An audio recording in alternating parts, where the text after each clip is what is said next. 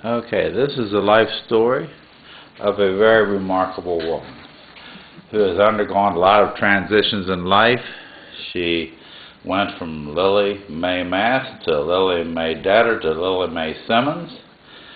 She went from Amish, old order Amish, to conservative Mennonite to Baptist. So she has had a lot of experiences, and we're just going to ask her to relate some of these experiences in life. And there's lots of things that we can profit from her testimony.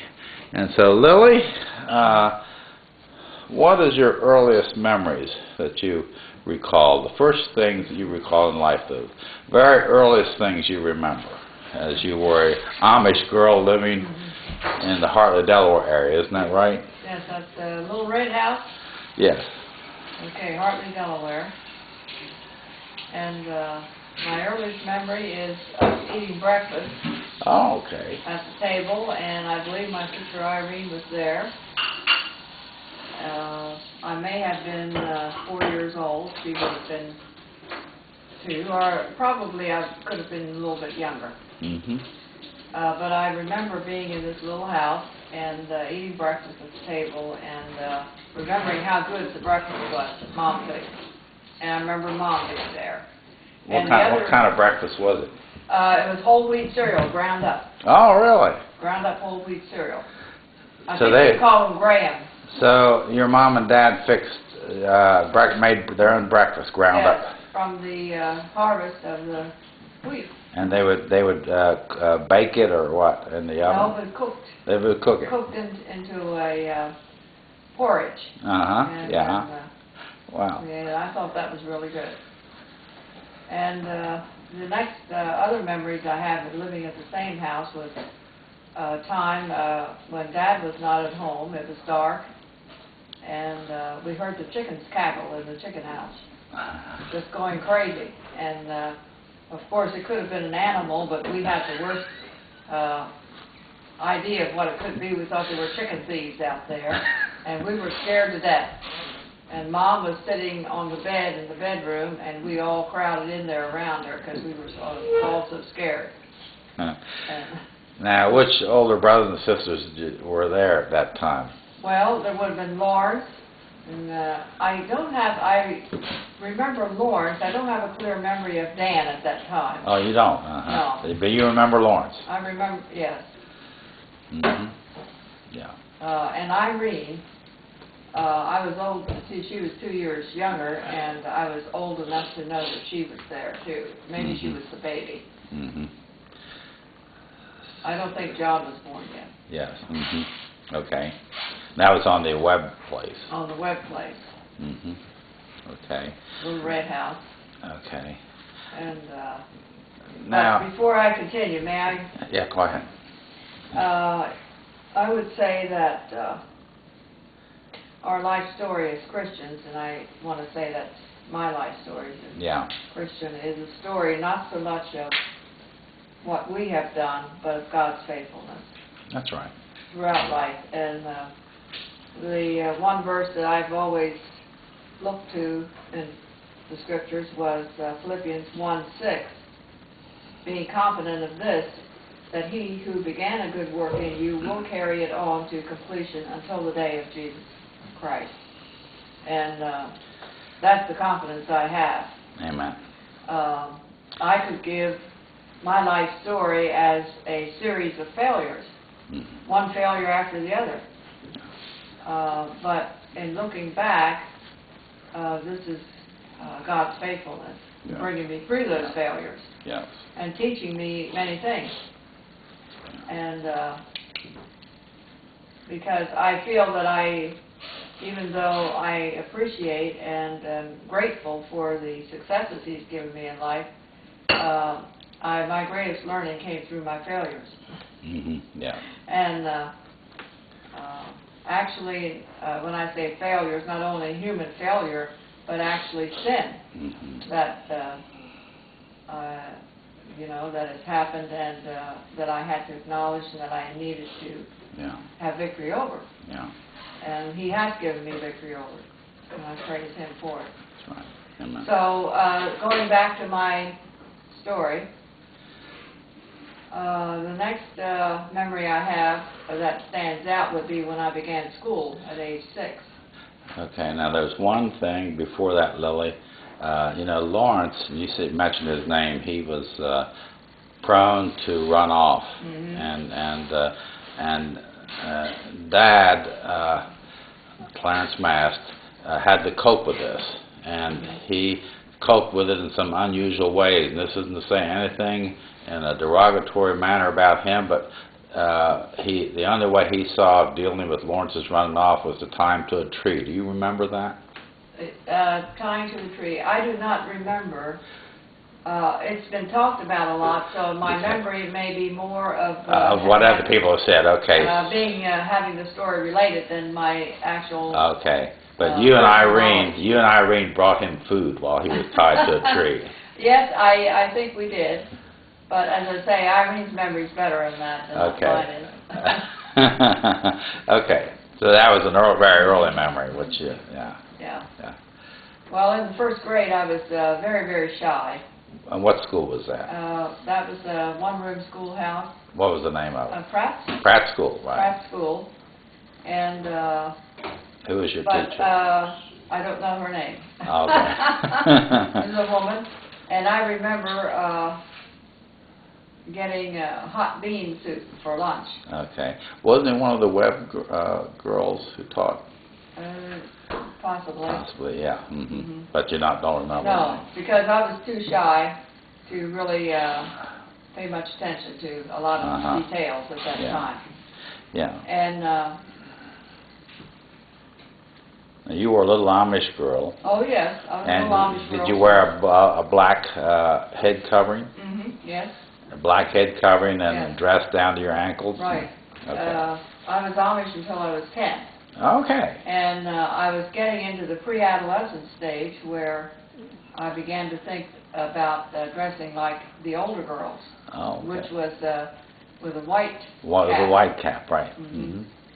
And but I didn't get that far in the Amish church. Didn't make that far. Didn't make that transition. No. So let's see, from the first grade, one incident that happened while I was in first grade, I believe, or possibly the second grade. I was picked up by a passerby. Now today that would be very dangerous, but this was a lady who saw me walking to school, and she offered to pick me up and take me to school. Wow. So I crawled into the truck. There was a truck, closed the door, and held on to the door handle. Unbeknownst to me, there was a small rope or something caught in the door. The door was not closed completely. And so as she made a right angle turn, the door flew open and I flew out. You did? Out of the car? Landed right out on the road. Wow. Well, that scared this lady to death. And she took me straight home, and I spent the rest of the day in bed. But I wasn't seriously hurt. You weren't hurt? I was bruised a little bit. You were bruised a little, no cuts, so No. I'm thinking, well, that was a miracle. See, that was God's care right Yeah, there. I could have right. been killed in that little That's incident. Yeah.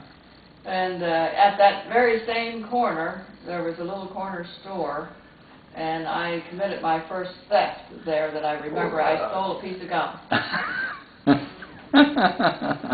And did it taste good? yeah, I didn't have any guilt about it at that time. I was a little kid. But later, when I was saved at age 11, I felt guilty about it. But the store was no longer there, so I couldn't pay. Yeah, right. But God forgive me. God forgave me. So it would have cost probably a cent. But that didn't matter. I was still a thief. So the next traumatic incident was barn burning down at the other place where we moved.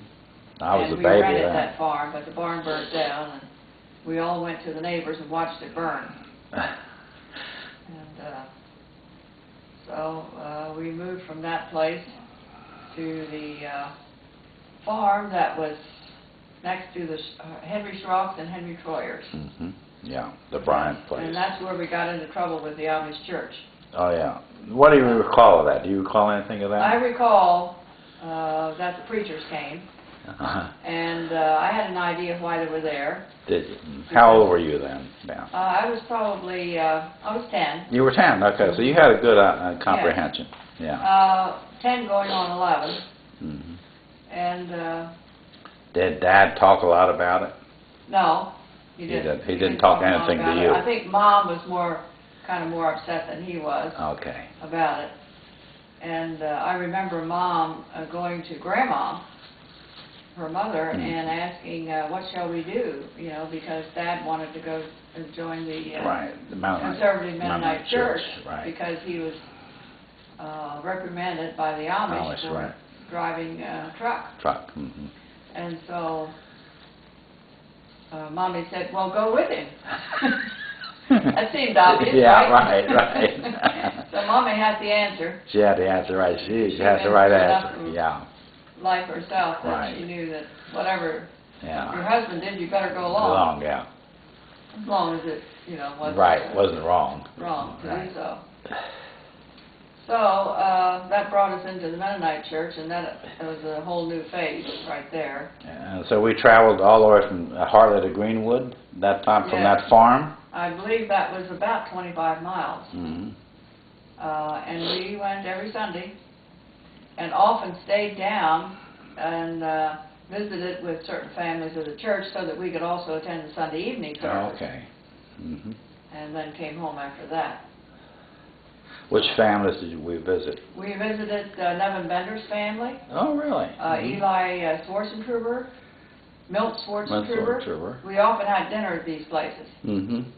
And it seemed like the Schwarzentruber families and the Benders, and then there were some others. What about sleigh balls? Were we sleigh ever balls, there? We may have been there. And Dad's partner was Eli Miller. Eli Miller. I remember eating at their house goat meat. Is that right? Yes. Goat meat, Eli Miller. For the first time they had goats. Mm-hmm. And so what do you, now we moved to Greenwood, right in the middle of a big wood. We moved to Greenwood. How old were you then? I was probably 12, and I should have been in the 7th grade. But that first year, I took sick, and when we visited the doctor, he gave me a real quick exam, and he decided I had rheumatic fever. But there was no documentation by lab test or any other way that I had rheumatic fever. He just said I had rheumatic fever because I had various aches and pains, and said stay home from school this year. Is that right? So you stayed home from school? I missed a year of school. Wow. I didn't know that. And then the second year, I went into the 7th grade. Uh-huh. And then when we moved back to the Dover area, went to Hartley Public School again, under Ralph Holland. Yeah. I finished out the 8th grade there. There, okay. And graduated the 8th grade at Mr. Holland's class. But you graduated a year later. A year later, yeah. See, that took me back a year. Yeah, yeah. And now, in Greenwood, what do you remember of the Greenwood Mennonite School? The Greenwood Mennonite School was very different because it was a Christian school, and they had Bible reading and prayer and singing, and this was unusual. Unusual, right. But it was a good exposure. Yeah, that's right. And I think I liked the school because of the smaller number of students. Right. It didn't seem so much like school as we were used to. Mm-hmm. Yes. So, yes. And who were your teachers? I couldn't tell you. Ernest Schwarzentruber. Ernest Schwarzentruber was the principal, and then my teacher was Gladys King. And then Miriam Bender was another teacher there. But so you don't have any strong memories of any of them? No, I don't have any strong memories of teachers. Teachers now. No. Now, while you were at Greenwood, you cut your foot very badly. Could you tell us about that? Well, we were living in that little home through the woods, and I was being chased by my brothers in just a playful act. Oh, okay. And for some reason, I climbed up on top of the chicken house roof. I was up there on the roof and I was trying to get away, so I jumped off on the other side, and unbeknownst to me, in the grass, hidden in the grass, was a broken piece of glass, and my foot went right straight on it and bled very badly. It was a cut that was probably 1.5 inches on one side of my foot, 1.5 inches on the other. But not, it was deep, should have been sutured, no doubt. Yeah, probably. Yeah. But Dad or Mom or somebody took me to Lucy. Lucy was she was the church's nurse, and she took care of all emergencies. Lucy Schrock. Lucy, yeah, Schrock. Yeah. So she looked at it, and she decided that it was going to heal. I guess we just bandaged it up and taped it up, and that was it. And it healed fine. But I still carry a little scar. Okay. So, any other memories of Greenwoods do you remember particularly? Well, I remember I kind of liked that long lane through the woods, and I remember riding bike through there.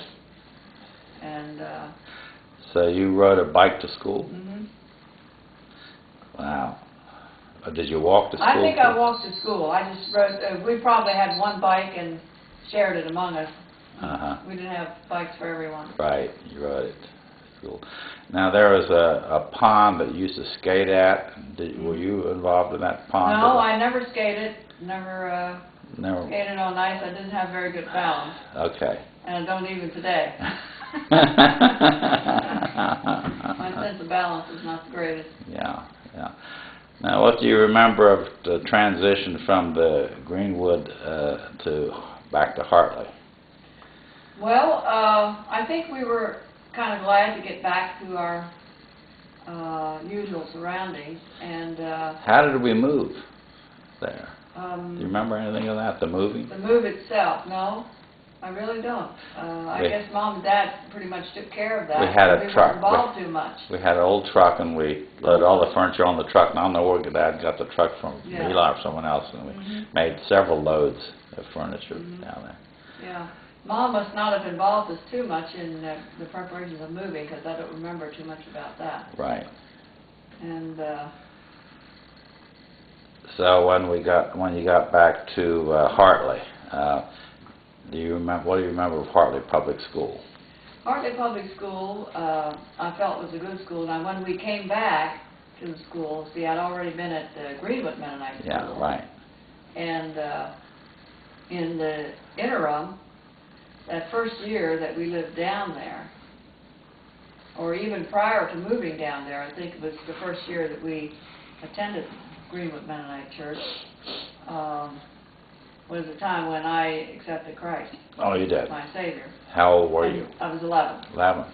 And that gave me a new outlook on life. I did well remember that. And I believe that the Spirit of God was working in me even at that age. Right.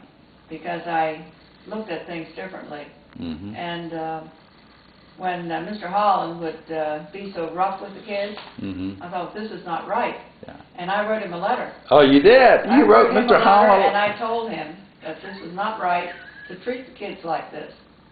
And I don't remember all the words I said, but I'm sure that I gave some kind of a witness in the letter to him. Yes, and I don't know how I presented the letter, if I laid it on his desk or what. But after that, I did not observe nearly as much of... Is that right? That's right. He responded to that? Yes, he did. Wow. I did not observe the same degree of rough handling of the kids. Of the boys. Of the boys. He didn't handle the girls. Girls, right, but the boys rough, yeah. But actually, he was an excellent teacher. Yeah. And he had a purpose for scaring them. Scaring, right. Because he wanted them to take life a little more serious and straighten up. Yeah. Do you remember any episodes like that of straightening up boys, what he did? Well, yeah, he would take them by the shoulders and just slam them down into the seat. Really? Into the seat. What about the neck? What did he do? Anything? I think he used to grab him by the neck, didn't he? Yeah, he did. Yeah. Do you remember that? Yes. Mm-hmm. Did he grab you by the neck? No, but he grabbed Nichols by the neck, who ran into the woods, and said, Uh-huh. "I got him." And he was. I remember he had him by the neck and bringing him back. He brought him back. Yeah, he ran after him, brought him back. Mm-hmm. So was Mr. Holland the only teacher you had there? In the 8th grade. That was my 8th grade teacher. 8th grade teacher. But Mabel Massey. of course, I would have had her, and I had Mrs. Butts. Oh, okay. Any members about them? No, I know that I think Mabel Massey was one of the favorite teachers. Yeah. And Mrs. Butts was a little more strict, or she did not relate as well to the kids. Yeah. Now, what do you remember living at the farm during those days? Mom, what she did, and Dad, and All brothers. right, now during those school years or Yeah, beyond? yeah. During that time period, remember anything about the farm? The farm where we lived.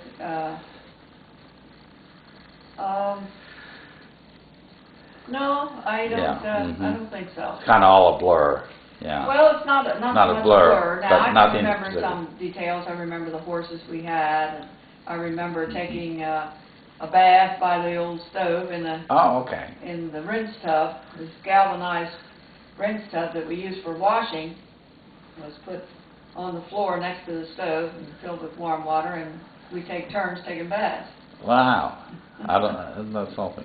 Yeah. Did you have chores? Not any regular chores. I should have had if I didn't, but I don't remember any regular chores. Any regular chores that you did? Yeah. No, I think our parents were kind of lenient with the girls. With the girls, the boys, right. they had to yeah, work, we had chores, but yeah. the girls kind of got off. Did Mom teach you cooking and things like that? She did by example. She Okay. not very often did she really say, "This is the way you make this." But by watching her cook, that's how I learned to cook. Did Mom tell you about life and things like that, or her experiences as a she child? would talk about her experiences as a child, things that happened. But I do remember her telling us at the one house, and I'm trying to think where that was. I think that was at the house near the Bryants and the Schrocks, at that house. I remember coming home from school, and she just baked cookies or fresh bread, and we would always have something to eat. And that she would give us the teaching that there was a right way and a wrong way. Okay. And I remember hearing about the flood, Noah's flood. From Mom. From Mom. And just a few stories like that. Like that. Yeah. Now growing up, we had a number of hard men, employees, and Oliver Patton and Ben Downing and Frank Ludwig and Felix Rigsby. Do you have any memories about them? I remember all those. Remember all of them? I remember all of them, yes. And Ben Downing used to tell lots of ghost stories. Yes, you remember, he did. You remember He all scared us that? very badly. Did he? Yes, he did. He scared us. So you were scared by him? I was scared by him, with his ghost stories. Yeah. Ben Downing was actually a convict, from the Dover jail. So yeah. And Oliver. No, Oliver Patton. He was a black man. Yes, and I remember him. I don't think that he was any time threatened any of us kids. No, he seemed to be a kind man, I believe. Yeah. But I know that he had a room by himself. He slept in our house. Oh, did he? Yeah. He slept in your house? He had a room there. Did he eat at the table? He ate separate. He ate separate. Okay. And there may have been a time when Dad said, "Oh, come on in and eat with us." Yeah, right. It seems to me I remember that. But did he do that? But most of the time he would eat by himself in a little table in an adjoining room. Not even in the same room, in an adjoining room. Because it's still the time when the blacks and whites Right. lived separately. separately. Lives. Hmm. And It didn't occur to us that that was wrong. yeah, right. It was just a Because matter. it was just an accepted fact. Fact, right. Hmm. Yeah. And what about Frank Ludwig and Felix Rigsby? Any memories about them? Well, I know that Mom didn't think they were such great guys, but Dad did. They were helpers to Dad. Dad had a way of helping the underdog. Yeah. And letting him help him. Yes, that's right. Letting these guys help him, but the quality of their work wasn't always what you would like. Yeah. Yeah. Right. So. So now then you left Hartley School. What did you do then after you left Hartley School? Okay, after I left Hartley School, I started to be in the age where I could presumably be employed. Mm-hmm. My first job was to help a lady clean house. Really? My very first job. And she had me cleaning out kitchen cupboards, and I just did chores around the house, and I made the bed, but one thing I didn't know, which Mom didn't necessarily show us, you had to tighten the bottom sheet before you straighten the top sheet. And I just pulled the top sheet up. And she showed me that you tighten the bottom sheet, and I never forgot that. From then on, I tightened the bottom sheet. And so that was my first job, and the next job, a little later, was at the tomato canning factory. Yes. And I was a teenager then. Lillie McNeil and Libby. How old were you then? 16 or 17. Really? Mm-hmm. And then when I believe I was 18. Who did you meet at the canning factory? Does the name Slim ring a bell? It sure does. Pretty Boy was one fellow that I worked with on a line. I was the only girl working on that particular line. Pretty Boy. It was a packing line. Yeah. Where the cases of tomato juice that had already been canned came down on a belt, and I was called an inspector. I had to look into the box and make sure all of them had labels. Oh, okay. If they didn't, then I was to take it out and replace it probably with the one that was labeled, but I was to be looking in the box and inspecting them. From there, it moved to Pretty Boy, who was right next to me, and he finished boxing it, okay, because it had been inspected. Yeah. So he finished the boxing, and Was then it rolled on down, and Slim was at the end, and he picked the box up and packed it. So I was working with these fellows. Was Pretty Boy pretty and Slim slim? The Slim was slim. He was tall and slim. Pretty Boy was not so pretty. And he got a kick out of me. And he would tease me and all the time, and he would take the cardboard box, which was I don't know, it was a machine that sealed the box. And he would jiggle it like this, and then he'd say, "That's like putting pants on a little boy." And but he was I never felt any romantic attachment whatsoever. But after the canning season was over, here one day, Slim and Pretty Boy come up to the house. Yes, I remember and they that. wanted to see me. What was Mom's reaction? And or Dad's reaction? Dad ran him off. Ran him off the property. I never saw him, actually, except from the window. Yeah. And so they never came again. They never came again. He said, "The girls don't want to see you leave." So Dad was very protective. Yes, he was. That's good. I'm glad he was. That's good. After they left, I got a letter from Pretty Boy. He wanted to stop around and take me to Florida with him. Oh, really? Is that right? Of course, that didn't happen either. No. Where's the atlas? So that's a. So Pretty Boy did try to maintain some relations with you then. Was that the end? That was the end. That was the very end. Never heard from him again. Wow. Because I didn't answer the letter. Uh-huh. So never heard from him again. Okay. And then, I guess after that, the next event would have been employment at Kent General Hospital. Yes. And how old were you then? I was My best recollection was about 18. What got you interested in Kent General Hospital? Well, as far as jobs were concerned, girls were accepted, you know, like in nursing or teaching and that kind of, those kinds of professions. And this was available to us. So Irene and I both started together. Now, so that would have made her only 16. She was underage, but they took her. They took her anyhow. Anyway. She was 16. And so you had 8th grade.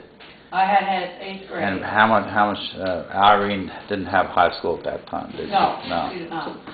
Yeah. And neither one of us at that time were in high school. But Irene started in high school after that. She went to Dover High School for a while, and then later on she went to Greenwood, and it seems to me she finished out in Greenwood. She lived down there. Do you remember she lived down there and stayed with one of the families and finished out high school down in Greenwood? Down at Greenwood. Now, didn't Carolyn work at Kent General Hospital? Lawrence was Carolyn? During that time or not? No, I do not believe so. So you and I don't Irene remember ever working with her. Okay, so you and Irene just worked together. And we worked on the same unit. You did? The maternity unit. And how was I really enjoyed that. You worked on maternity? We learned a lot. Did you help with deliveries? We helped with deliveries. We helped with labor patients. We got to know the routines. Wow. And the nursery, we took care of premature babies. We took care of the mothers in the postpartum area. So we were familiar with the whole thing. And in the nursery portion there was a place where we called the formula room. And we made up our formulas for the babies. Wow. So sterilized the bottles, made up the formulas. And so we had a lot of work, and we knew how to do it, and we enjoyed it. How old were you then? From what age? I was 18. 18, and how many years? I worked there 4 years. 4 years? So 19, 20, 21. Now, when I was 20, I was in the car accident. Right. Could you tell us a little bit about the car accident? I had worked 3 to 11, which is our regular shift. And at 11 o'clock, or possibly it was 11:30, my dad came to pick us up because I did not drive yet at that time. Actually, I was the only one working that night. Irene Irene, I believe, was down in Greenwood at that time. She was not at Kent General Hospital. I would have been the only one there. Yeah. And so Dad picked me up. He had Bobby in the car with him. And as my custom was, as soon as I hit the car seat, I fell asleep. Now, where were you located? Pardon me? Where were you located in the car? I was located on the passenger side front seat. Okay. And no seat belt. Where was Bobby? Bobby was between Dad and I. Oh, he's in the front seat too? Yes. Okay. And when I woke up from sleep, I heard noises and things were kind of in a daze. It wasn't clear just what happened. And I didn't feel any pain immediately. And I remember putting my hand up like this, and I was bleeding very badly. And so I held my face. And was that the scene of the accident? Right at the accident scene, yes. And then I was aware of cattle mooing, and just all over the place were black cows. Dad had hit a herd of cows that had gotten out on the highway. And it was not his fault, really. He was blinded by lights of oncoming cars, and he did not see these cows at all. Right. And his report was it was like hitting a brick wall. And so obviously I had flown into the window, made a hole in the windshield, and cut myself very severely. And the rate that I was bleeding, I was sure I was going to die. You did. What were your thoughts then? Well, fear. Fear. Even though at that time I was saved, I knew I'd done some things wrong. And I was afraid that I had not made that right, before God. And so I think I had some guilt about the way I behaved toward some of my brothers. I don't know if you were one of them or not. And so I said to Dad, ask the boys to forgive me. Okay. And I said, I think I'm going to die. And then Dad said, I'm not so sure about myself. Is that right? Yeah. And so, and what happened is the head nurse of the unit that I worked for was right behind us, and she realized who we were, and she took us, turned around, took us back. So the nurse took you to the hospital. The head nurse took you to the Yes. hospital. Wow. Yes, she took us back to the hospital. Evelyn, I can't think of her last name. Yes. Evelyn, I remember. Evelyn. Mm-hmm. And so she took us back, and it ruined her back seat, all the bleeding. All the bleeding did. Mm-hmm. Ruined her back seat. But, you remember being sutured? yes, I do. Did they give you anesthesia? I walked into the emergency room. You did? After all that bleeding, you walked? I walked into the emergency room, climbed up onto the examining table, and laid down, and the staff took a look at me, and I heard one person say, I think she's, and they didn't finish the sentence, and to me, that meant I think she's dying. Yes. Mm-hmm. And I sat straight up on the table and I said, I'm not dead. I didn't want them to think I was dying and leave me lay there and die. Yeah, I'm not dead. I sat straight up on the table and said, I'm not dead, and laid back down, and that's about the last I remember. The rest is a bit of a haze, and I remember hearing voices, but I don't know what they said. Yeah, right. And a couple hours later, I began to revive again. Yeah. Dad said he called your name a number of times to kind of revive you during that time you were being sutured. Do you remember that? Vaguely. Vaguely. I vaguely have some memory of that. And I didn't feel any pain until the very end of the suturing. And then I began to feel some soreness and pain. Is that right? Mm-hmm. No, otherwise I had no pain. Yeah. So, but that was a turning point in my life right there, because I had no particular goals in life. Right. And I knew that the fact that my life was spared through that accident, that I need to... you had a purpose. God had a purpose, and I needed to dedicate my life to Him. So while I was in the hospital, after I was able, one day I kneeled down beside my hospital bed, and I told the Lord I would go into nursing. You know, because I felt that's what I was supposed to do. Right. But even then, I had no clue as to how this would happen. Right. Yeah. Now, you were paralyzed on the right side of your face. Yes. Is that correct? How did that affect you? Well, that affected me by the fact that I had a very sluggish eyelid. I could not raise my eyebrow on the right side. Still can't today. Yeah. And I had a lot of numbness. Mm-hmm. Because the trigeminal nerve had been severed. Mm-hmm. And did that affect your self-esteem at all? it did to some extent, only. I mean, I know I was disfigured. Right. When you look in the mirror and I see I was disfigured, especially in the early part when there was a lot of swelling. And one thing I felt was I would never marry now. Okay, you felt that. No, because I was too disfigured. Right. But at the same time, I did not go through life, being depressed about it, right. No. You accepted that. I accepted it because I was grateful God delivered me from death. Right. And most of the time, I went through life and work and school without much thought about this disfigurement. The only time I was aware of it was because of the slow blink reflex in my right eye. People thought I was winking at them. Okay. Because only the one eye blinked. Right. See, right. and I would notice people winking back at me and say, why are they doing that? You were winking at them. So that kind of bothered me a little bit, but eventually I guess this problem got less and less, and now I don't think about it. Now, you had some corrective surgery. Yes, I had some plastic surgery. How old were you then? And I was in practical nursing school. Practical nursing school. Mhm. Practical nursing school when you had the Yes. corrective surgery. Mhm. And that Yeah. helped quite a bit, didn't it? It helped straighten out my Okay. the Sagging? sagging. Mm-hmm. That's correct.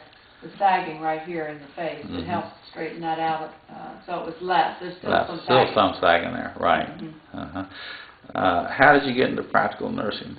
Well, I was working at Kent General Hospital, and all of a sudden on the bulletin board, as I walked by, I noticed there was an advertisement for a practical nursing course, for an application or Mhm. where to apply, and I followed that, and it was in Wilmington, Delaware, a one-year course.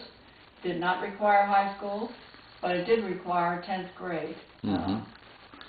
So how did you get around that? So I took an exam that they presented me with to see if I could pass it, and I passed it for 10th grade level.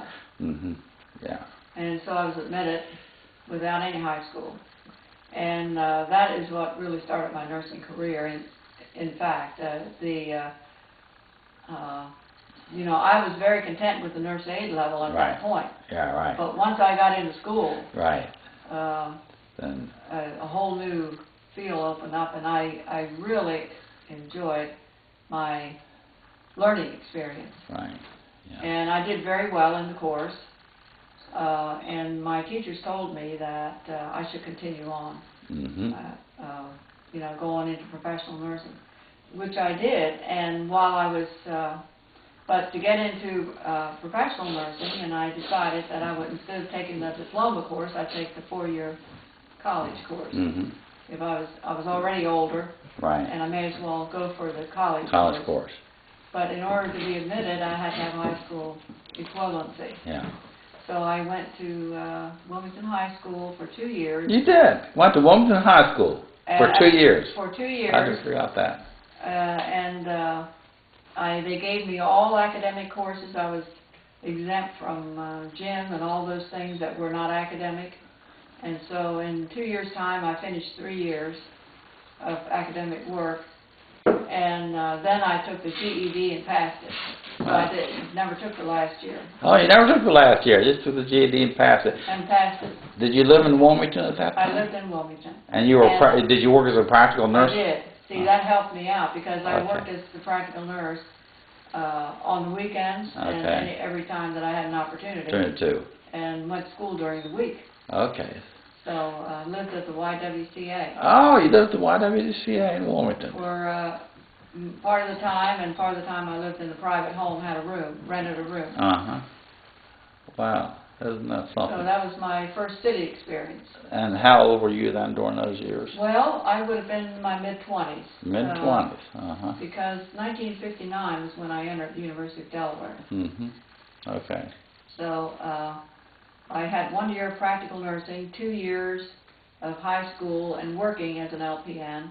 Mm-hmm. And then 1959, so that was 3 years. That would have been 1956 when I started, right? Mm-hmm. Right. So 1959, I entered the University of Delaware for the baccalaureate degree in nursing. Mm-hmm. Finished that in 1963. Okay. So you finished that just about the time that Dad died? Yes. He was at my graduation in June. Is that right? And then he died in August? University of Delaware, and he died in August. Uh-huh. What do you remember about Dad's death? Well, I remember what a shock it was, and we went down to the hospital to see him immediately after we got the news, and he was already in a coma. And that was a Wednesday night? I believe, yes, it was, a Wednesday night.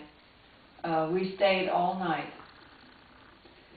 They allowed us to have an empty room nearby where there was no patient, and I think our whole family that was at home at that time was in that room, Mom and all of us kids that were home. And you called me Goshen. I was at Did Goshen. I call you Goshen? Yes, you called me Goshen. Said Dad had a stroke and was in a coma. And then I took the bus from Goshen, Indiana. Yeah. I was taking a course, just a postgraduate, small, there, and At Goshen College? At Goshen College, Mm-hmm. between first and second year of medical school. Mm-hmm. So we had a room there next to that. Yes, we did. Do you remember that Yes. little room being there? Mm-hmm. And so then we were there until the next day, and the next day then we did go home Mm-hmm. for a while. And let's see, that would have been the second day. And I don't recall whether we stayed the second night or not. It seems to me that we were home the second night. And then the next morning we got the news that he had passed away. Passed away. Mm-hmm. And then we all went back into the hospital. Or several of us went. I don't know if Yeah. we all went. Yeah. I went. I went with Mom, I know, and I'm not sure who else who all was there. Mm-hmm. So, how did that affect your life? Well, that affected my life greatly because I did not have quite as close a relationship with my dad as I had hoped for. But that summer, things had changed that I felt really closer to Dad than I had for years. And I'm glad for that experience because then, but the only thing was it made the loss Yeah. more acute. More acute, right. Because I would have liked to have had more time to spend with Dad. So that even made your relationship with Mom different, didn't it? Yes, it did. It made my relationship with Mom different. I always wanted to look out for Mom for her best. Right. And it took you a lot of time to work through that. yes, right. So, and then what happened then? You went on to get your master's degree. Yes, after I finished at the University of Delaware, again, my teachers influenced me. And I think teachers probably don't realize how much influence they can have over students. Right. But my teachers influenced me that if I desired, because I had done well, I was not a straight A student, but I had mostly A's. Mostly A's. Yes, and I graduated, if I recall correctly, I graduated number 17 out of about 800 and something. Really? From the University of Delaware? 17 out of 800 and something. That's good. And were you in any honor societies? yeah, well, yes, I was. You were in honors. I graduated with honors in course. In course. And so I was recommended by my teachers that I needed to go on, if I was going to go on, not to wait, but to continue my education, because the probability would be that I would not continue. Would not go if you didn't, right.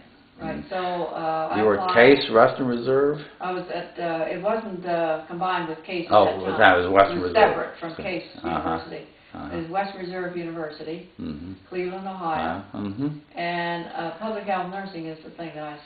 You weren't that far from here then? You were just... No, not far at all. Yeah. I was back for our 40th reunion. Is that right? Yes. 40th reunion. 40th reunion, class reunion last year. 3 of us were there out of 8 or 9 students. That was a small class in that specialty area. There were many students that were in other specialties, but in the public health nursing, in that particular class, was a small class of 8 or 9. So you got your master's in public health nursing? Yes. My degree is simply Master of Science in Nursing. Master of Science in Nursing, right. But the specialty area, the functional area, was public health nursing and administration. Excuse me, not administration, teaching. Teaching and public health nursing. So that's what I did after I graduated. My first job being at Eastern Mennonite College. College there. And what year was that? That was 1966. I started in the fall. And I taught there until 1970. So you were there 4 years? 4 years. And what was your experience like there at EMC? Well, that was a good experience. They had just developed a brand new 4-year baccalaureate program for nursing, and I was on the ground floor of that. Was Vida Jane there with you? Vida Jane came later. She was not there. Oh, she was not there then? Not there in the beginning. but she came during the years I was there. Oh, she came during the years you were there, And okay. took over the department, the head, Uh-huh. chairman of the department. Uh-huh. Yes, and that was really nice to work with her. So you worked with her? Yes, I did. Mm-hmm. I worked with her. How was she? She was excellent. Is that Excellent in relating to the staff and directing us, and good ideas. Yes. Mm-hmm. Yeah. Yeah. So did you remember her from Greenwood like that? Oh, absolutely. Yeah, because of those. Yeah. She was a graduate of Columbia University. Yes. New York. New York. She got her doctorate there. Yes, she did. But did she have her doctorate then, or was that later? I believe she already had her doctorate degree. Already had a doctorate degree. And her degree. husband was working on his doctorate. Uh-huh. He did not have Harold. Harold Huber. Did not have his doctorate yet, but he was working on it in history. Okay. Vida Jane was someone we never thought would get married when we were there. She was kind of portly.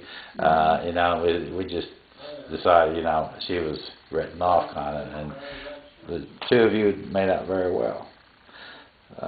So, what happened then after EMC? After EMC, well, my last year at EMC, the class that we had admitted in 1966 graduated in 1970. And I just felt that year that because I had all these years of schooling, but I did not have a lot of experience. It's time to get some hands-on experience to strengthen my teaching ability. And so I went to Philadelphia because Clarence was there as a medical student. I think you were already, probably had moved on, and you were in Algeria. I was in Algeria from 1968 to 70. So 70. So during those years you were in Algeria. And you were in Philadelphia? I went to Philadelphia in 1970. 70, okay. Looking for a job. Okay. And I had an interview for a job, and then made my way to John and Millie's house from there. Oh. And did you stay at their house? I stayed with them. With them? At their house. And lo and behold, when I got there, he was Al Detter Sr. Oh, okay. He was there. And I found out later Millie had invited him. She said, John's sister is coming up here. And she must have said she's single. So Lillie was, Millie was sort of a matchmaker there. She was a matchmaker. Yeah, she said, why don't you come over? And I guess he said, I'll be there, or something. He was not hesitant. Yeah. At that time, because his ex-wife had already remarried, and that was a closed chapter. Yeah, that was a closed chapter. You know, and he did want to be married. He did not feel he could live as a single man. Because he's only 44. Yeah. And so what was your first meeting with him? That was my first meeting with him, and he Were wanted you playing to play ping pong. Yeah, he wanted to play ping pong. Ping pong down in the ping pong. What do you call it? Ping pong. Ping pong. Down in the basement, and I was not, you know, a ping pong specialist of any kind, but I did play with him a little bit, but I was kind of turned off by that first encounter. The first encounter, okay. Yeah, I was not impressed in that first encounter.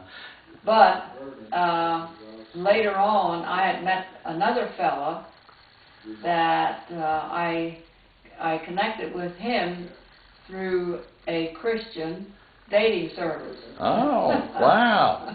And after meeting him and seeing how far out he was, Al Detter was a jewel. Was a jewel compared to that. And then Al became more attractive to me. So that really influenced me in a positive way to see the qualities that Al had that this fellow didn't have. Yeah. And from then on, we began to see each other. And one weekend, he'd come down to Harrisonburg and visit me, and the next weekend, I'd go up to, and usually stay with John and Millie. And sometimes I stayed with Mabel Ziegler, which was a friend of the family. Okay. And then we'd spend the weekend that way. And let's see, we started dating in January, and I think it was February he asked me to marry him. Wow. So it didn't take long. Didn't take long. And, well, that ended my career as far as working in Philadelphia. Right. So instead of doing that, I was planning for a wedding. Married June 13th, 1970. June 13, 1970. That was this time we were coming home from Algeria. Mm-hmm. So that was kind of, within 6 months I was married uh-huh. after meeting him. Mm-hmm. But we were both older, Mm-hmm. and I'm still not sure today it was wise to marry that quickly, but Yeah. We had some adjustments. Yeah, some adjustments. How did the rest of the family, I know divorce among the Mennonites at that time was still anathema. Big issue. Big issue. It was a big issue, and Mom, I did not make a declaration to people that he had been divorced. Right, okay. I simply indicated that I was engaged to be married to this man. And, right. And the biggest encounter I had in relation to the divorce issue was from the president of Eastern Mennonite College. Oh, really? Myron Augsburger. Really? Myron Augsburger got wind of the fact that I was engaged to a divorced man, and he called me into his office. He did? I was a teacher still on staff. Oh, you're still on staff there? Uh-huh. I was still on staff, although I think I may have already written my resignation, I'm not sure. Uh-huh, uh-huh. But I was on staff, and he called me in and said to me that he said, "I wish that I could tell you that I approved of this, of your marriage." Well, I was astounded. Yeah, right. And I said, "No." I said, "It doesn't matter if you approve. What matters does God approve." Right. Yeah. How do you take that? Well, then he said, "Well, you know, this man has a history of mistreating his wife." He knew that. And that astounded me too.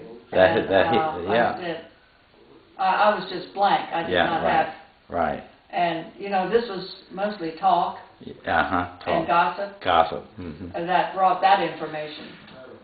That went all the way from the Sounding area down to EMC, down there. Wow. Isn't that something? So I don't know whether he was called me in to protect me from this possibly abusive husband, or whether he called me in because the divorce issue. I thought it was the divorce issue. Okay. That was the problem. Yeah. And the other I discounted. So. Yeah. Anyway. That kind of ruined my perception of Myron Augsburger from then on. Right. He was following the party line. Yeah, right. Right. And he may have, meant the very best for me. Yeah. And I might have misunderstood him. Did he fire you, or no, he did not fire me because I resigned. You resigned. Okay. Yeah, he didn't need to. Okay. And but I must say that after the initial years of adjusting, because we were two adults, and we came with two distinctly different backgrounds and all, but we had a good marriage. Al and I came out through that with a solid, strong marriage, and how did Al's children accept you? Well, it was difficult for them, and I understood that. And, it didn't, I did not at any time take it personally that they didn't like me, I was a bad person, or whatever. But I knew that it was difficult to see their parents separated. Even though it was out of their hands, and my marrying their father didn't change the picture because Mom had already left, Yeah, right. And, he would have either been alone or married someone else, Right, that's right. So,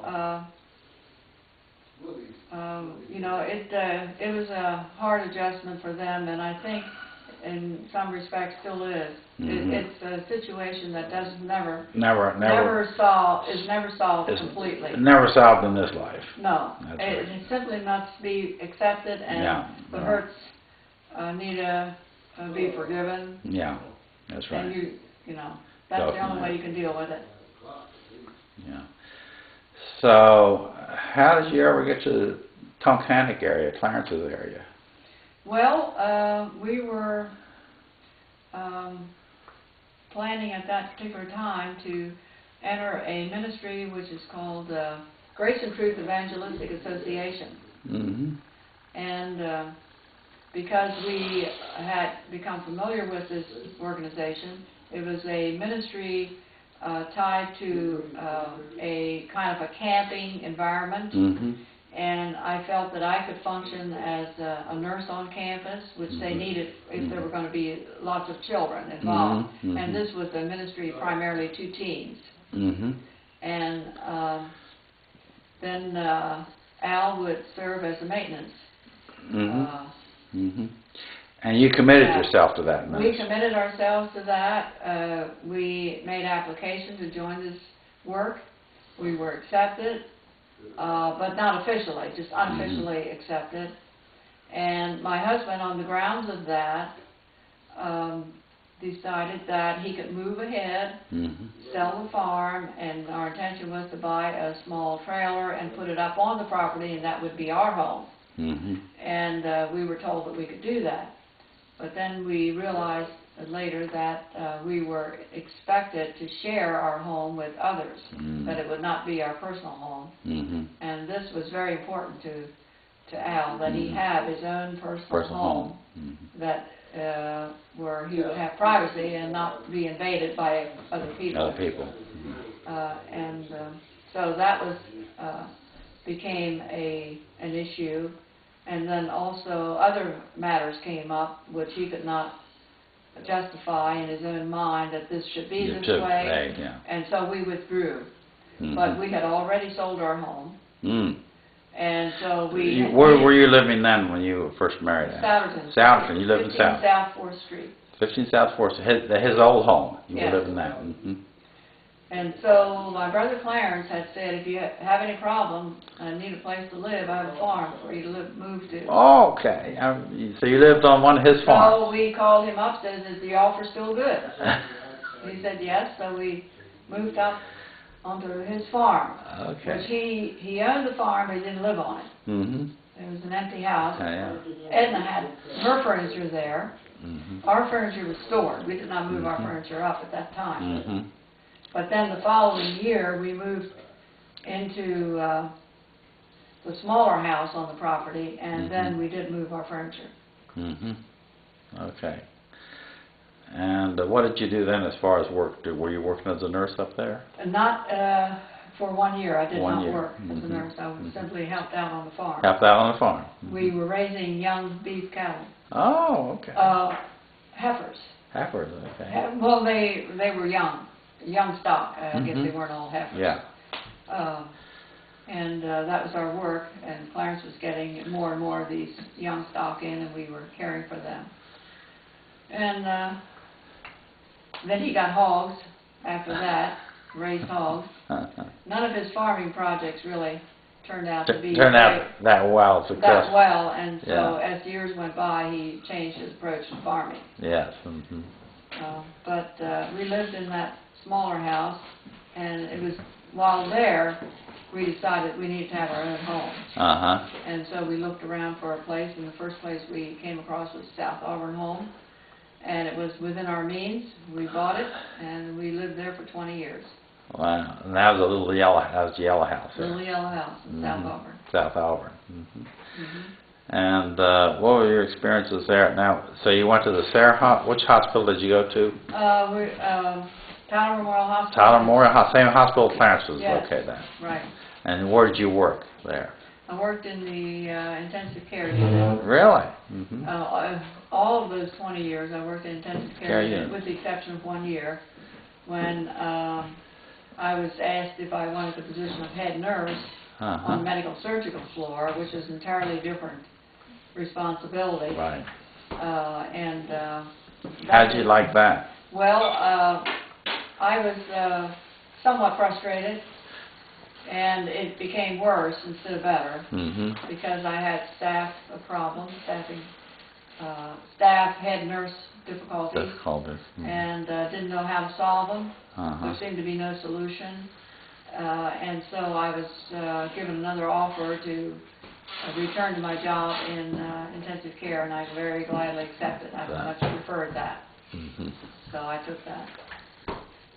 And so, how was your any relationship with Clarence during that time? Very good. Very good. Yeah, we were together quite often, and whenever any of the Mads family came up to visit Clarence, we went over. Oh, okay. Because, they were closer, and also they had a bigger house to Bigger house. accommodate Right.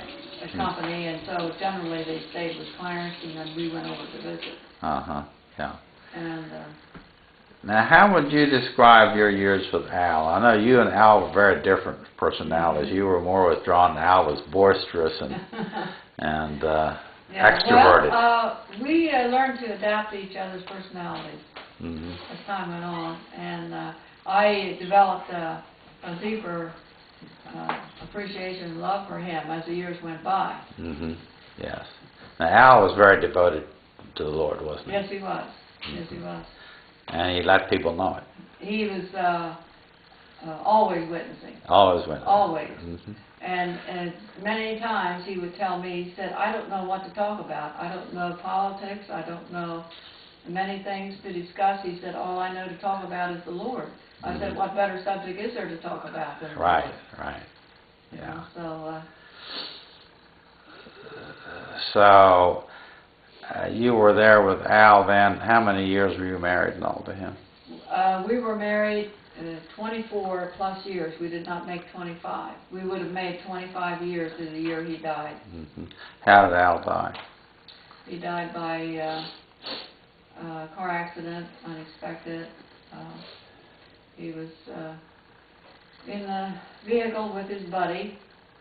They had dropped our car off at the garage and gone to a local restaurant Mm-hmm. for something to eat. Mm-hmm. And when we're leaving the restaurant to return to the garage where the car was, and as they exited from the restaurant onto the highway, Harry pulled out in front of a pickup truck that was driving at full speed and was hit broadside, and Harry died instantly, and Al died about half hour later. Mm-hmm. He died as a result of the accident or a heart attack? As a result of the accident. They found blood in his chest, although the feeling was, I believe even Clarence said, that it did not appear that his injuries were fatal. Mm-hmm. That he might have had a heart attack. Had a heart attack at the same time. At the same time. He may have had a heart attack and died as a result of that. Mm-hmm. But by the time the ambulance arrived to pick him up and put him on the stretcher and got him on the monitor, he was already straight line. Mm-hmm. Mm-hmm. So, Al died in 95. 1995. What month? It was February the 15th. February 15, 1995. And Mom went home to be with the Lord in 1984. 84. Mm-hmm. What do you remember of that? 1984, I remember that Mom was not doing well that summer, and she was looking for help, and she decided she was going to go down to Tulsa to Oral Roberts because she was a follower of Oral Roberts. I believe she contributed to his work. Yes, she did. And so she went down there. I believe she thought that, or believed that she might be healed. Be healed, right. He used to come around and pray for patients there. And so she went to the Oral Roberts Hospital, and while she was there, we got news that she had had a stroke, and that if you want to see Mom, come down. Now, did you make that call? I may have. You may have made the call to John. Yeah. John and I went down. Yes. And we flew down, and John stayed for, I think, about 3 days. He stayed, and he was right at Mom's bedside, sat there with her. And John handled it very well. I was very emotionally upset. I think I was upset for a number of reasons. And one was that I had a vision of, at least my perception of Mom's care was that I might be able to care for her. Mm-hmm. And I would have taken her into my home, and I don't know how I would have done it. I had a full-time job, and I would either have to take a leave from work or do something, and you know, in order to care for her. But that's what I wanted to do. Right. I wanted to care for her. Right. And then to think that she was so sick and that far from home, Mm-hmm. and I had no control over anything, Mm-hmm. and that was really upsetting to me. And so I did not behave as or in her behalf as well as I might have, because of my emotional Right. turmoil. Was Mom talking when you got there? No, she wasn't, and she made sounds, but they were unintelligible. Okay. She tried to talk and communicate, but not a thing was making any sense.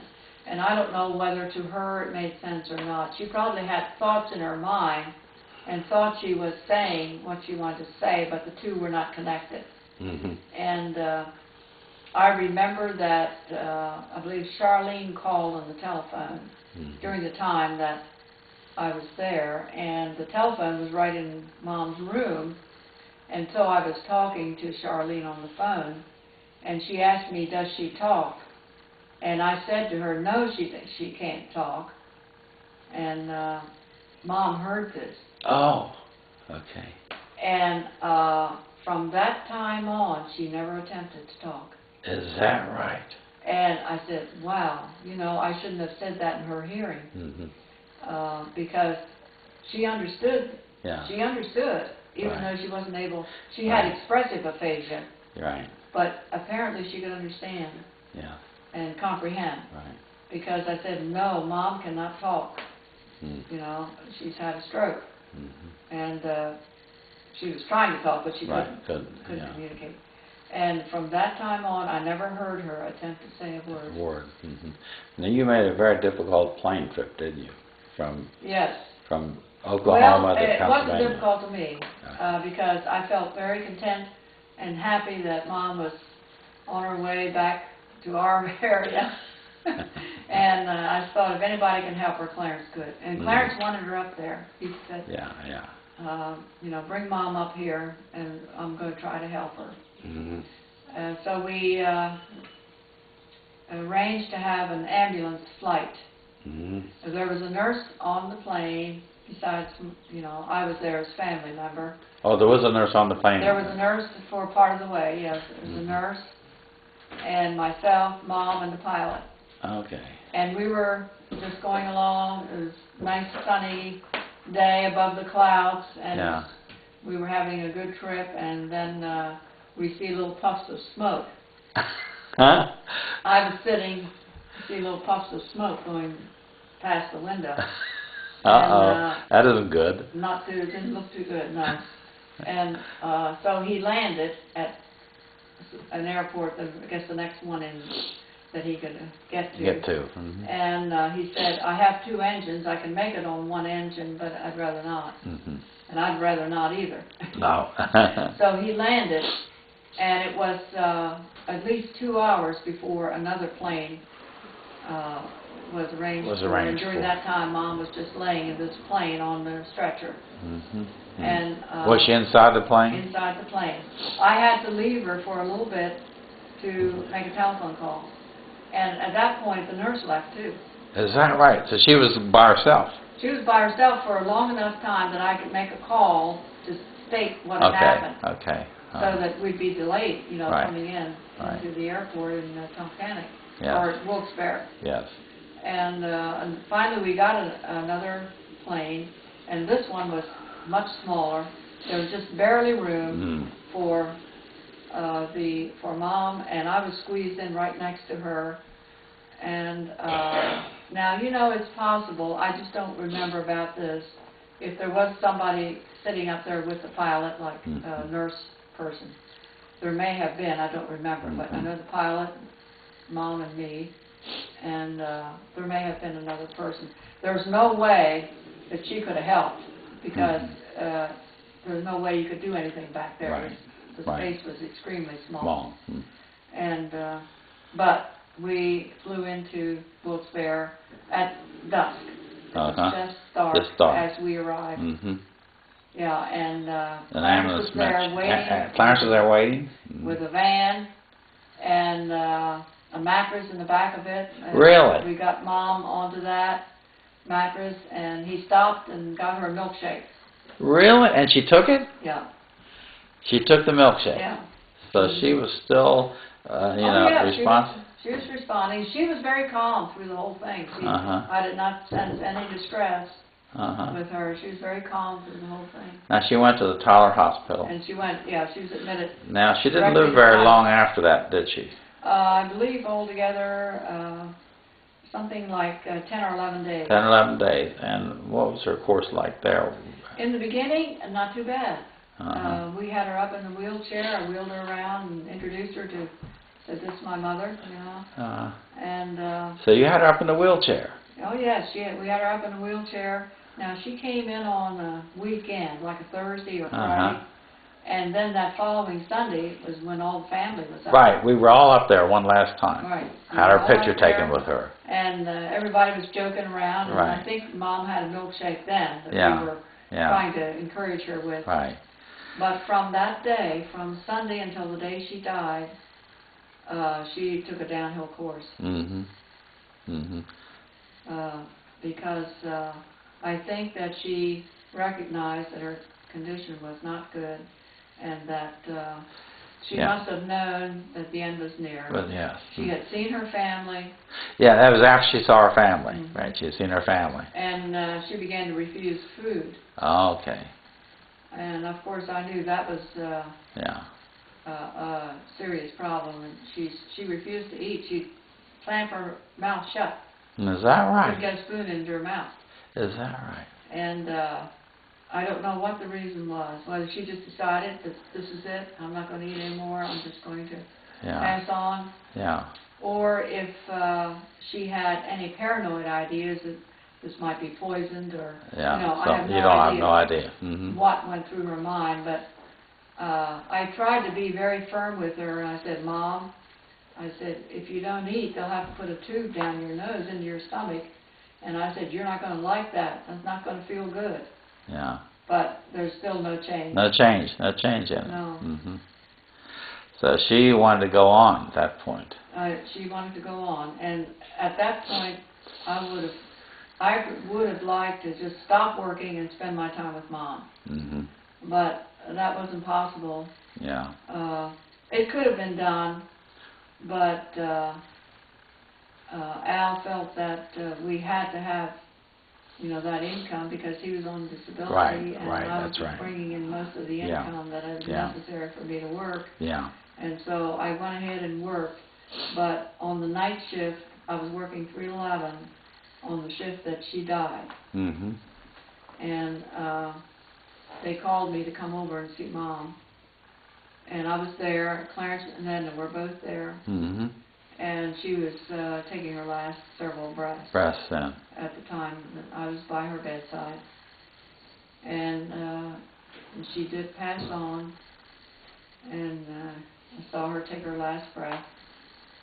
And afterwards, I helped prepare her body to be moved, bathing it, and so forth. And Clarence said, "You don't have to do this." I said, "I've taken care of Mom up to now. I'm still going to take care of her."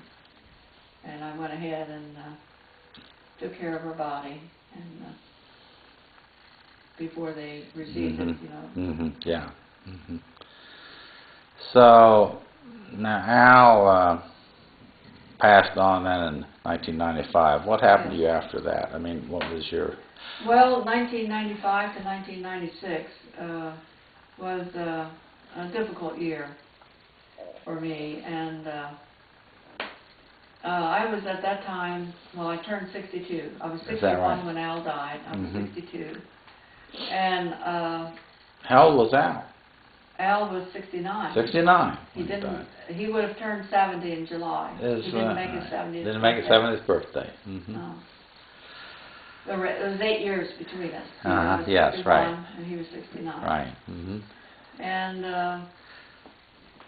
I came to the conclusion near the end of the year, being single, that I wasn't doing well, and I guess I could have, I'm sure the Lord would have given me grace to live life alone. And but during that year, I had several communications with my present husband.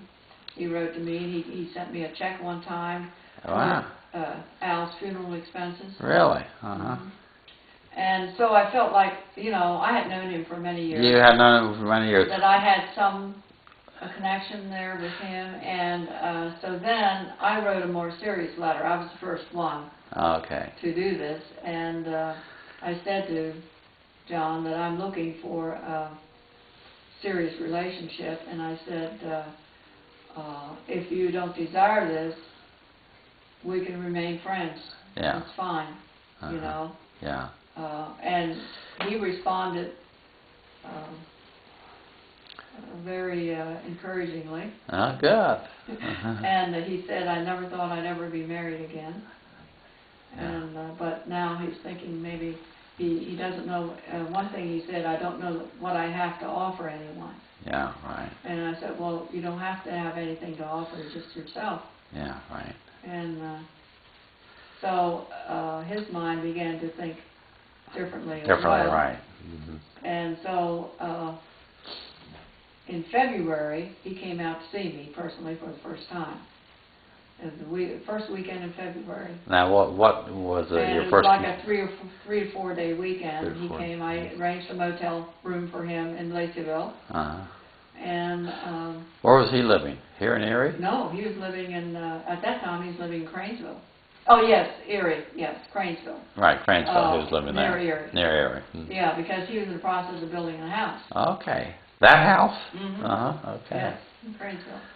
The house was already built, was not finished. There's a lot of finished work to be done. And he came to visit me, and we didn't need to have a lot of acquaintance because we already knew each other over 20 years. Yes. Well, almost 25 years. We You'd known each other He on a casual came out to basis. visit us with the grandchildren, spend a week with us from time to time. Yeah. And So you didn't have much dating to do, actually. well, we didn't do much dating. Whether we should have or not is a different story. We were engaged that first weekend. You were? Okay. So from then on, and then we let Al know, and he said, he gave us 2 dates, and one was like, well, the first date was April 20th, which is the one we took, and the other date was maybe a month later. They were all very close. Yeah, right. I don't know why he picked such close dates. Yeah. But I said, well, I guess it doesn't matter. Yeah. So we picked April 20th. Yeah. And so we had from February to April 20th. So I was keeping up the tradition of short engagements. Short engagements and long marriages. Yeah, right. That's good. Better than the other way around. Yeah, right. So that started a whole new life. Yeah. And what have you been doing since you've been married to John? Well, retired, which is something different. And I said to a number of my friends that at the time the 2 of us were married, I left my home, I left my job, I left my church, I left my community, and although I did have friends here from visiting the church here, and I said, if I have a nervous breakdown, I deserve it. But I never did. Yes. And we had our adjustments also. Yes. But as we're finding a closer relationship all the time. Yes. Every year and all the time. Because John is a deeply spiritual man. And he wants to know God first and foremost. Yeah. And he wants to know Him as the Bible presents Him, not as man might present Him. He wants to know Him in truth. Yeah, right. And I appreciate that. And that's your desire. Yeah, right. So, what are you doing right now? You have grandchildren. step-grandchildren. Step-grandchildren, Yes, right. I do. Yes. And I always had a love for my step-grandchildren because I felt, well, I was their grandma, married to their grandpa Right, right. from the time they were born. That's right. So You're married to their grandpa. they always knew their grandpa and me together, Grandpa Detter. Yeah. Now, Grandpa Simmons, of course, that came later. But, when I got married to John, I wanted my grandchildren included, and I had every one of them included in my wedding. And your wedding. That was wonderful. Yeah. Yeah. So that's the way I wanted it. I wanted them included. What are your plans for the remainder of your days here? Do you have any plans? Days here in this house or in life? On life. In days in life. My plans, as far as life is concerned, is I do have some ambitions, and one of the things I want to learn Hebrew. Mm-hmm. I have a real desire to learn Hebrew. It's the biblical language. It may be our heavenly language. Yeah. I don't know. Yeah. Mm-hmm. But I'd like to get a head start on it. And so that is one of my desires. And I'm 73, but I'm still able to learn. Amen. Right. And I want to learn Hebrew. There are many, many books I'd like to read. Mm-hmm. And there's a lot I need to learn. And most of it is along spiritual lines because that's the next step. Mm-hmm. So I'm at the, you might say, in the vestibule of heaven. Yes. And I want to know everything that I can possibly know before I get there. That's right. Be prepared. And walk with God, you know. Amen. That's right. The things of this life hold little attraction to me. Mm-hmm. Yeah. You know, I appreciate this world that God has created. I appreciate many things in this world. Natural beauty. Yeah. I always had a love for flowers and birds and animals and, Yeah. you know, all the natural beauties. And I continue to appreciate those. But they reflect our Lord and Savior. Yeah. You know, and from that standpoint, it's special. Yeah. But my heart's desire is to know God better every day and to be obedient to Him every day, in every way. Yeah. Yeah. And whatever that costs, you know. Yeah. There is no cost too great because there's eternity on the other side. That's right. Yeah. Well, Lillie, you've always been looked on by the family and by your friends and those around as a godly woman, as someone who you look at your life and sort of as a model for your own life. And I have personally looked at you at that. Is that right? And learned a lot from you. I never knew that. That's news to me. Yeah. But so your light has shined brightly, and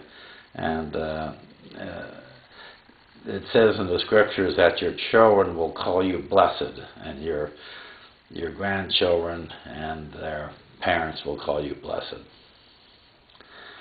So this is a story of Lillie Mae Mast, Lillie Mae Detter, Lillie Mae Simmons, a woman of God.